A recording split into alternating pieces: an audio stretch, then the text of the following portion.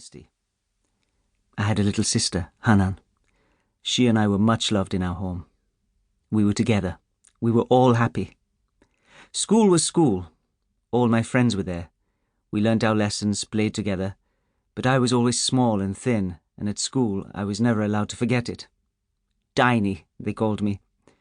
Little I may have been, but I was by far the best at cricket. No one hit the ball harder. No one bowled faster.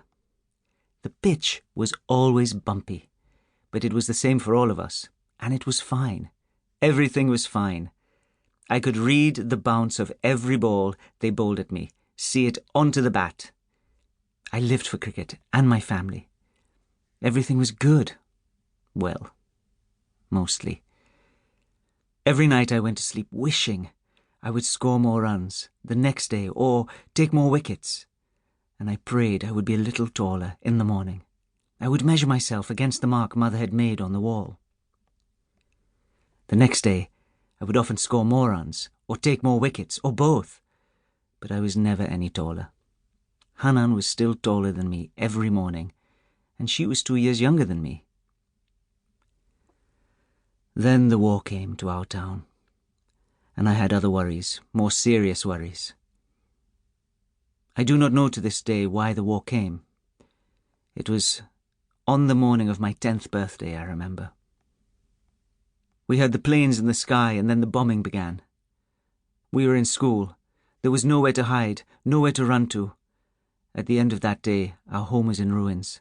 Our school, too. Many of my friends had died.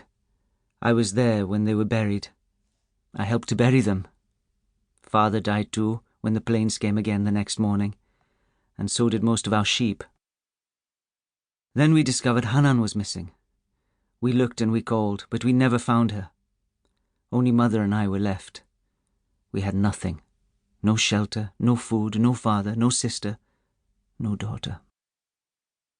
The aid workers came after that, and they bought us food and tents and built us a refugee camp. We weren't a family anymore. We were refugees.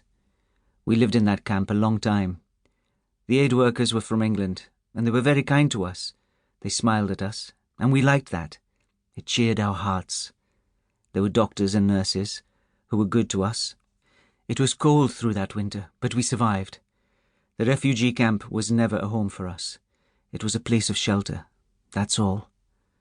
Sometimes we played football and cricket with the aid workers, and they taught me to speak a little English.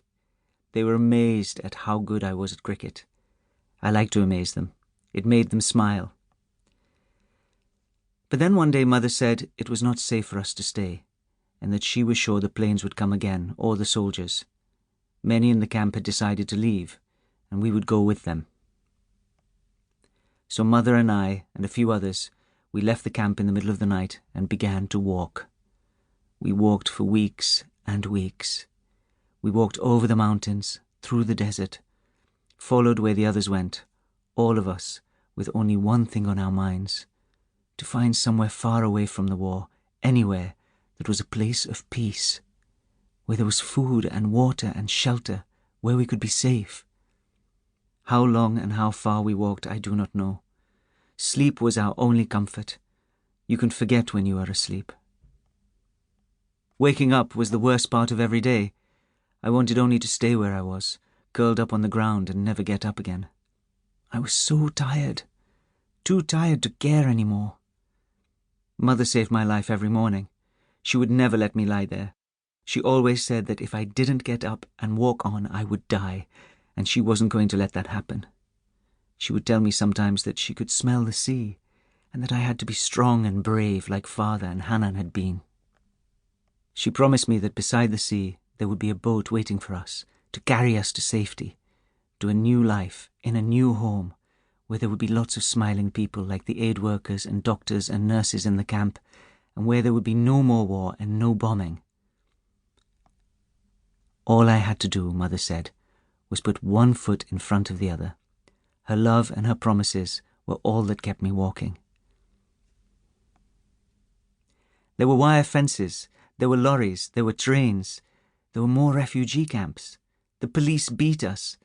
There were people who yelled at us to go home, others who took us in and fed us and gave us warm clothes.